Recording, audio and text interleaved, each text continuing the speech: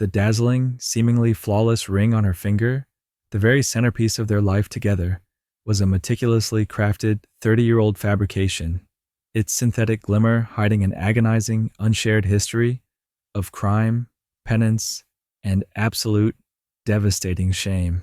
The husband, David Thompson, stood utterly paralyzed, anchored rigidly to the unforgiving Family Feud podium, facing his devoted wife, Sarah, and was forced, by the weight of his own conscience, to confess the devastating, long-held truth: the diamond, the cherished, sacred, permanent symbol of their 3-decade commitment, was utterly, tragically, and irrevocably a fake. His wife's face instantly shattered into a terrible, agonizing mixture of confusion, heartbroken betrayal, and profound, searing disbelief that shook her to her core.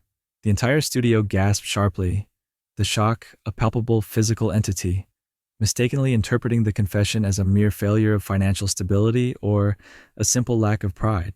But when Steve Harvey, whose sharp, intuitive mind was the engine of his entire media empire, noticed the sheer, soul-crushing, paralyzing terror deep within David's eyes, a terror that spoke of more than just a lie, he knew this was not about money.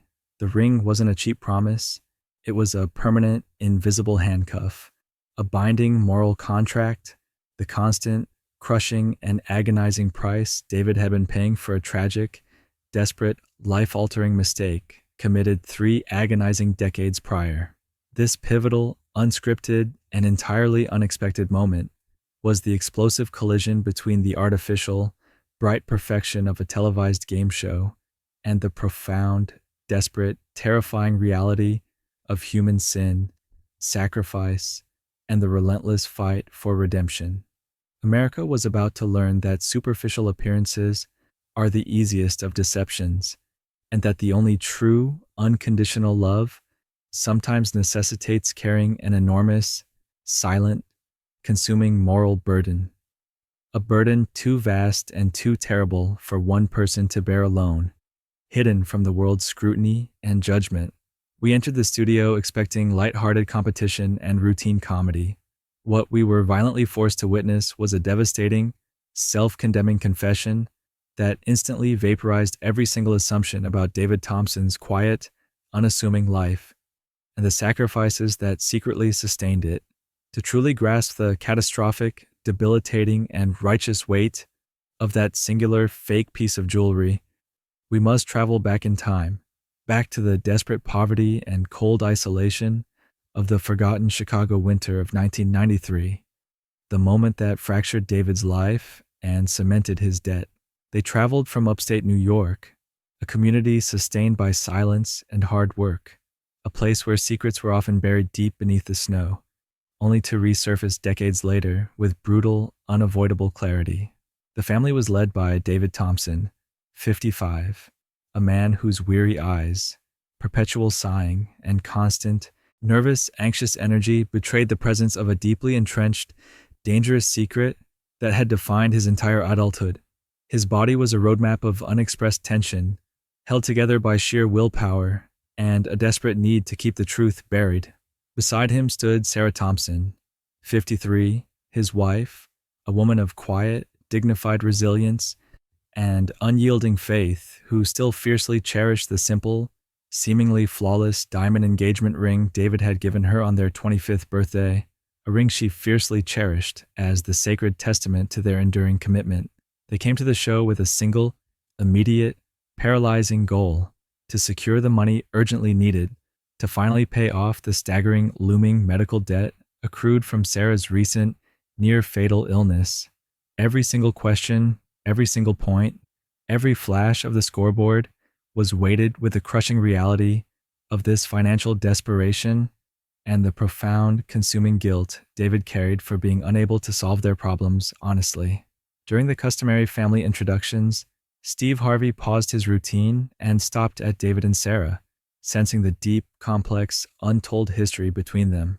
He was instantly, visibly drawn to the ring, the quiet, sparkling centerpiece of their decades-long love story. "Now, David," Steve boomed, his voice echoing across the stage with exaggerated joviality, his eyes fixed intently on the sparkling piece. That is a magnificent, absolutely dazzling rock you got on your wife's finger. 30 years strong in marriage, right?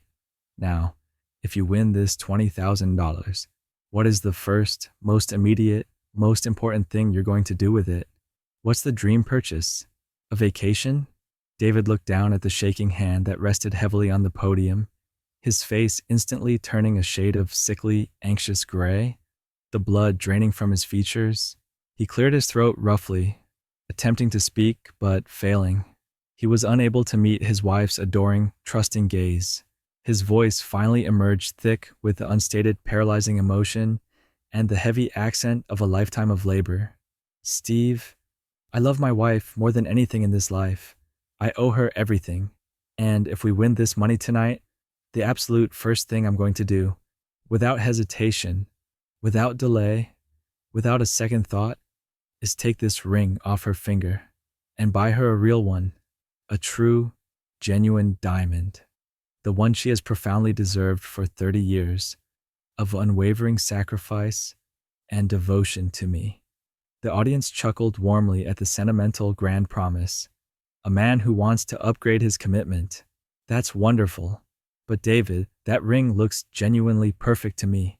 Why the sudden, desperate need for an upgrade after 30 years of cherished wear?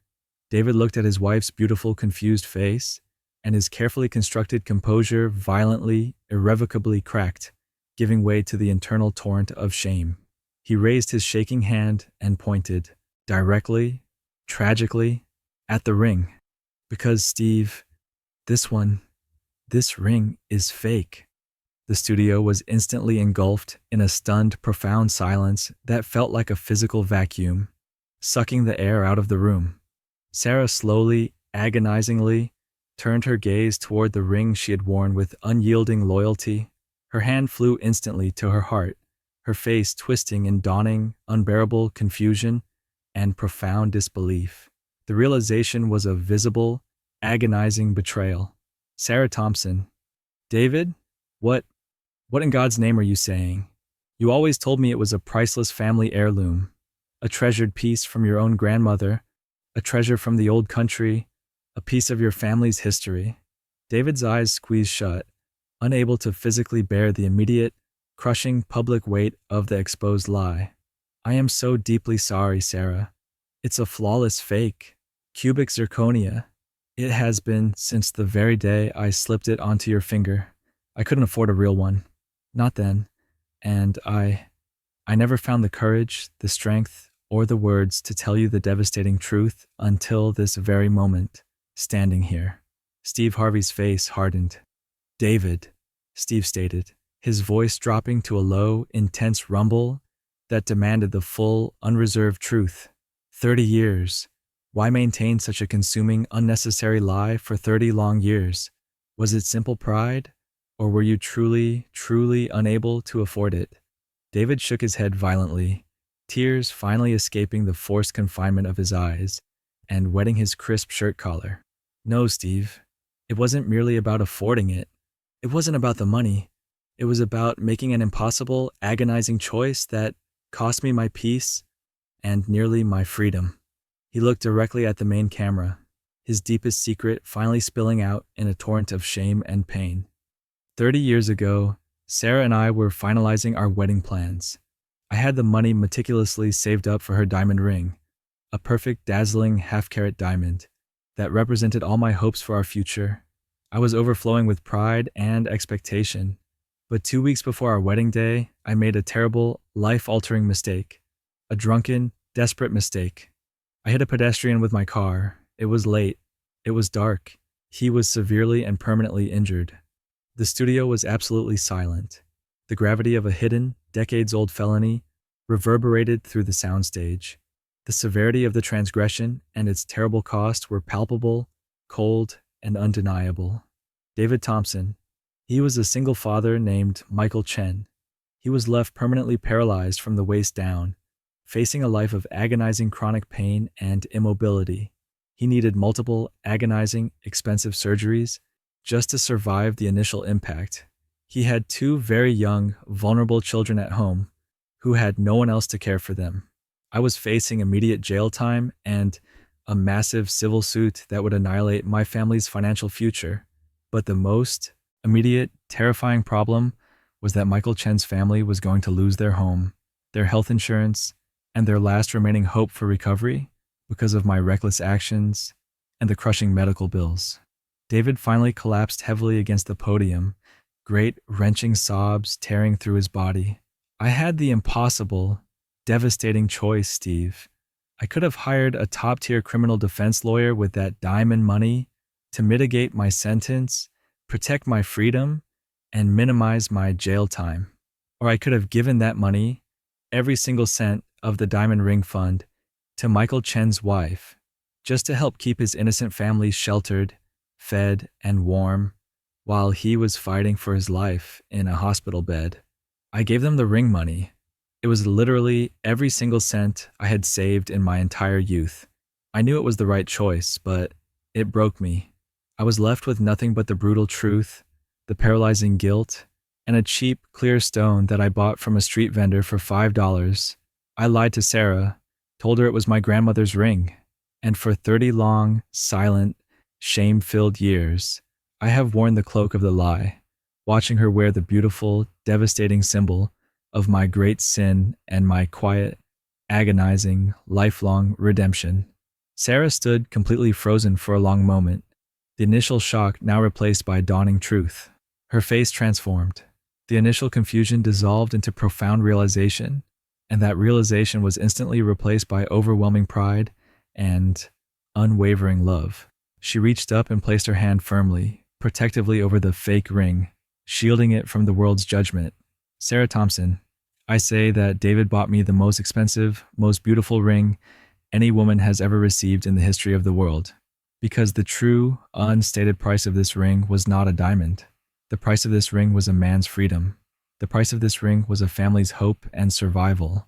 He chose hope. He chose Michael Chen's innocent children over his own personal pride, his own comfort, and his own legal safety. She looked straight at Steve, a tear of absolute pride falling down her cheek. This ring is not fake, Steve. This ring is a receipt. It's a receipt for his conscience, and I would not trade it for all the genuine gold and diamonds in the entire world, because it represents the depth, the immense moral depth of his soul.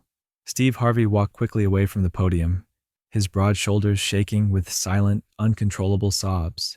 He returned, his eyes visibly wet, but his face now filled with resolute purpose. He knelt down on one knee in front of David. Steve Harvey, David Thompson, you are not a man of shame.